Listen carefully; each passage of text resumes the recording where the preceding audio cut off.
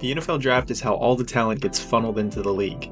The draft is one of the most anticipated events of the year, as everyone is anxious to see who the next young rising star will be. With the stars that do come out of the draft also come some really bad misses as well. In this video, I'm going to be going over the last 10 NFL draft classes and picking one player from each class to label the biggest bust of the class. I'm going to go into why I believe their career went downhill and who that team could have had in that spot if they went in another direction. These videos take me a little while to make, so I appreciate all the love I've received in the comments and the viewership that I've received. Let's get into it. On defense to begin the second half, Simeon wants it on the first play. Kevin White, of all people. Kevin White with his first reception in 2015 NFL drafts. Kevin White, wide receiver, West Virginia, round 1, pick 7. Kevin White was one of the most hyped up prospects in 2015. He was rated as most people's #1 wide receiver in the draft as he flashed a unique height, weight, and speed combination that we hadn't seen very much of at that time. He was a 6'3", 215-pound wide receiver who also ran a 4.35. He had a fantastic career at West Virginia where he put up 1,400 receiving yards and added on 10 touchdowns in his senior year. He had everyone on notice as he was locked in as a top 10 overall pick in 2015. He had most every analyst riding the hype, and Lance Zierlein even made his comp DeAndre Hopkins and said he was great at high pointing the ball and being physical, and the only real weakness was his top end speed, which he proved to be just fine at the combine running a 4.35. All of this pre-draft hype had White a lock for the top 10, where he was selected by the Chicago Bears at number 7 overall. The only problem is White was hit with something nobody could have really seen coming, as I would call it the injury bug. White could not stay healthy for the life of him and could never stay on the field for the Bears. He had 3 very serious injuries. In year 1, he had a leg tibula fracture. In year 2, he had a leg fibula fracture. And in year 3, he had a shoulder scapula fracture. These injuries caused him to miss a total of 43 games, and his career was never the same. Now, in all fairness, this wasn't a great wide receiver class in general, and the only other notable first-round pick was Amari Cooper, who went at number 4 to the Raiders before White, so it would be hard to say they could have gone in a different direction here. The question has to be asked, though, what could have been if he had stayed healthy? 2nd and 21. Maxwell Smith sets, throws deep, covered, and picked off. The true freshman Vernon Hargreaves with his 3rd interception of the year. 2016, Vernon Hargreaves II, cornerback, Florida, round 1, pick 11. As a Gator fan, it hurts me to put Hargreaves here, but unfortunately it just never worked out for him. Coming out of Florida, he was considered a lock to be a top 15 pick. He had such a fiery and competitive nature about him in college. He had such a high motor and really good ball skills. His production was super consistent, and I think for the most part, teams viewed him as a pretty safe selection with a pretty high floor. He was taken at number 11 overall by the Bucs and was thrust into action right away where he struggled. He never fully adjusted to the speed of the NFL, and he was burned more times than once.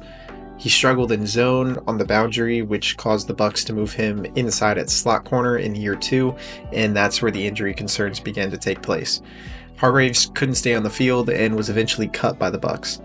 He had one decent stint in Houston in 2021 where he started all 16 games, but overall he just never panned out like he was supposed to, making him the biggest bust of this first round in my opinion. 10. 2nd and goal, pass, caught, touchdown, Chicago. 2017, Mitch Trubisky, quarterback, North Carolina, round 1, pick 2. There are a couple directions I could have gone here. Corey Davis was taken at pick 5, John Ross was taken at pick 9, and a few more. And it's not like Trubisky was overwhelmingly terrible, he was just a bad quarterback. He somehow got Chicago to a playoff berth in 1 year where he looks decent, but outside of that, he's never really accomplished much other than a fan jokingly voting him into the Pro Bowl for 1 year. The reason I chose Trubisky here is because of who the Bears could have had, and I'm sure Bears fans have heard this a million times, but the front office genuinely chose Mitchell Trubisky over Patrick Mahomes and Deshaun Watson. I can excuse the Deshaun Watson one in light of him being a sex offender, but not the Mahomes one. Mahomes went on to win 3 Super Bowls and 2 MVPs, and he's already looking like the next GOAT of our generation. That could have been the Bears. Trubisky never found his footing in the league, and he was let go by the Bears and signed with the Bills, where he backed up Josh Allen for a year until he finally earned another starting job in Pittsburgh, and that went even worse than it went in Chicago, as he was benched mid-season for Mason Rudolph. He's now rejoined the Bills and is a career backup in the league, making him the worst pick of this first round. Experiences with him before. Now, on 3rd and goal, too much time for Rosen, middle of the field, touchdown Arizona. What a throw and grab. 2018, Josh Rosen, quarterback, UCLA, round 1, pick 10. Josh Rosen was bad, like really bad. So bad that after being drafted in the first round, the Cardinals gave up on him and drafted his replacement the very next year. Rosen was bad. I could stop talking about him there. The only reason why I'm so harsh on him is because he had such an arrogant attitude about being the number 10 overall pick and showed no signs of gratitude whatsoever. There were 9 mistakes made ahead of me, and I'll make sure over in the next decade or so that they'll know they made the mistakes. I'll have to ask my accountant about that.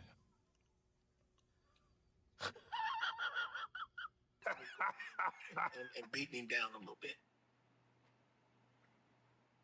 And that's fine. You can act like that if you end up actually being a good player, which he wasn't even close. Rosen posted 11 touchdowns to 14 interceptions in his rookie year and had a whopping 24.1 QBR. The blame is on the Cardinals as well, as they could have taken Lamar Jackson, who fell all the way to the last pick of the first round. After failing with the Cardinals, the Dolphins thought they'd give him a shot in Miami, and he was even worse, throwing 1 touchdown to 5 interceptions. He signed as a backup for the Atlanta Falcons in 2021, where he saw very limited playing time, but overall he's just out of the league and will never even touch a backup role again, making him the biggest bust of this first round. Number 70, Hubbard, this is their 3rd left tackle. They've gone through Andrew Thomas, they've gone through some other players. Zudu went down, and now you get Fowler on the quarterback immediately. That's going to be close.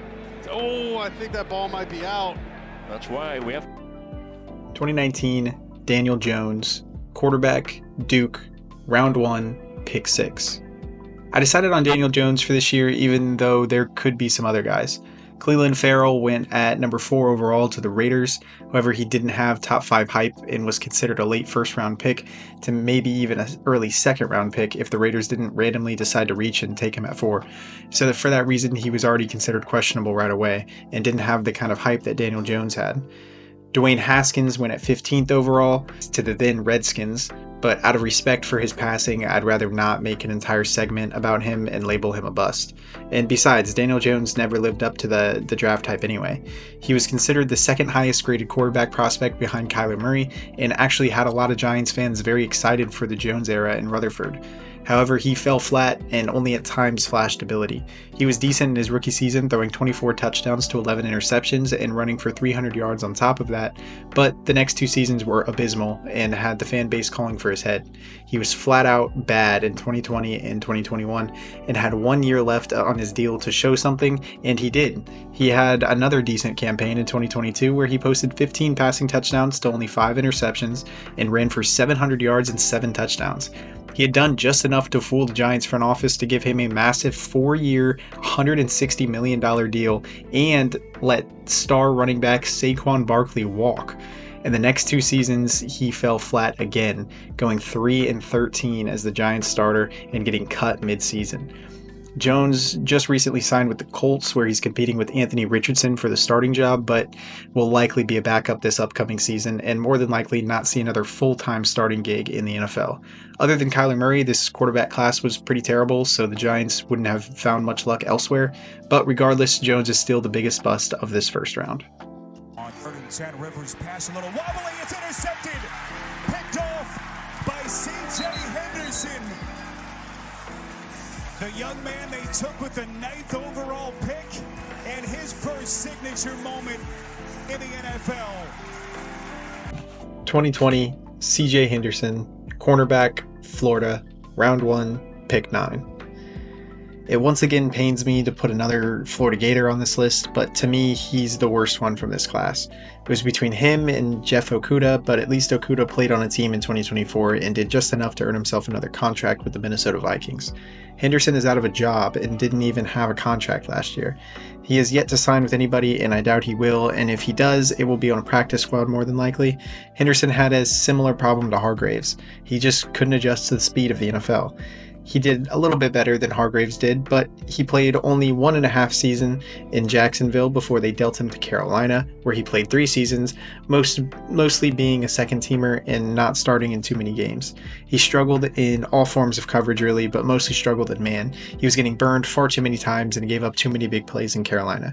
He was let walk into 2023, where he signed with the Texans and was released pretty much immediately and had no team in 2024. It's not entirely over for Henderson as he's still kind of young, but it has not been good or lived up to expectations yet. Henderson hasn't gotten any offers to play elsewhere in 2025 and will more than likely be a free agent once again. Run by Sermon. Going to take a deep shot down the left sideline, wide open out there. Danny Gray makes the catch, stays in bounds. 2021, Trey Lance, quarterback, North Dakota State, round 1, pick 3. I've decided on Trey Lance here, even though I could also go Zach Wilson. The only difference is Wilson has been given more time as a starter and earned a contract as a backup, trying to earn his way back up to being a starter again. Trey Lance might end up playing for the Saskatchewan Roughriders next season if he's not careful. In all fairness, Lance hasn't had much of a shot in terms of regular season starts, but never impressed when he did play. Lance was considered the second to third best quarterback in this class behind Lawrence and Wilson. However, he absolutely never lived up to that status. This quarterback class in general was massively underwhelming, and Lance is partly to blame for that. He battled injuries, and as soon as he got to San Francisco and lost his starting job to 7th round mystery relevant Brock Purdy, who just earned a massive new contract with the Niners, while Lance was released by the Dallas Cowboys and was put on the Rough Riders negotiate list this offseason. Luckily for him, he signed with the Chargers just before that became a reality and will play back up to Justin Herbert for the 2025 season. It's not over for Lance, as he's still a dynamic athlete and pretty young, but regardless, as it stands right now, he's the biggest bust of this class. 2022, Evan Neal, offensive tackle, Alabama, round 1, pick 7. Evan Neal has been so bad at times that he's been memed to hell. Neal had a lot of draft hype coming out of Alabama as he had consistent and steady production for Bama throughout his tenure there. He had ideal size and was considered very strong at the combine. He had great strength and physical tools, but for whatever reason it just didn't work out. Neal was tremendously struggled with the Giants and was kicked inside to guard at one point, and we'll see how that goes as he will play there for the G-Men this upcoming season. A lot of fans seem to think he will perform better there as he was just too slow to play the tackle position and just couldn't really keep up with some of the NFL speed rushers being sent his way. Overall, I guess Neal still has a chance to stick with the Giants if he can play better at his new position. However, as it stands right now, I would call him the biggest bust from this first round strictly based on his play at the tackle being so bad. I wasn't originally going to include this, but it's just so bad that I have to put it in here. I don't know what's going on here. I mean, watch. I mean, this is poor technique by Evan Neal, and then Chris Hubbard. I mean, you were beat immediately, and that. And then they're going to stay conservative, run the ball here on 3rd down. Here's Richardson. He takes it in for his first NFL touchdown. 2023, Anthony Richardson, quarterback, Florida, round 1, pick 4. I hate it. It's the 3rd Gator on this list, but unfortunately it's true. Richardson just has not been that great for the Colts since drafted in 2023. It's still very early and Richardson is very young and has flashed ability at time, but it was between him and Bryce Young, and Young at least looked pretty competent at the end of last season, while Richardson was benched for Joe Flacco. Richardson is a fantastic athlete and has a cannon of a throwing arm, but he just cannot read a defense for the life of him and puts way too much arm strength on short to intermediate passes. He's been extremely inconsistent and has given the Colts no choice but to sign Daniel Jones to compete with him this offseason to see who will lead the Colts out next season. I hope the absolute best for Richardson as he's a Florida Gator, and I hope he gets the coaching he needs, but as it stands right now, he's the most underwhelming rookie when considering draft type to actual NFL production. It's way too early to call anybody a bust from the 2024 class, but there were some disappointing ones, and I think the biggest, most disappointing one for me personally was Dallas Turner. Turner came to Minnesota on account of a draft day trade in which the Vikings sent 3rd and 4th round picks in 2025 to the Jaguars in order to move up to the 17th overall pick and take the Alabama edge rusher. Since then, Turner's tenure has been distinctively unimpressive, with his playing time reduced from 51% to 7% in only 7 weeks. Very low number considering the Vikings don't really have much quality off the edge. With just 1 sack and 6 tackles in 82 snaps, Turner needs to improve his overall play in order to get onto the field and improve his production.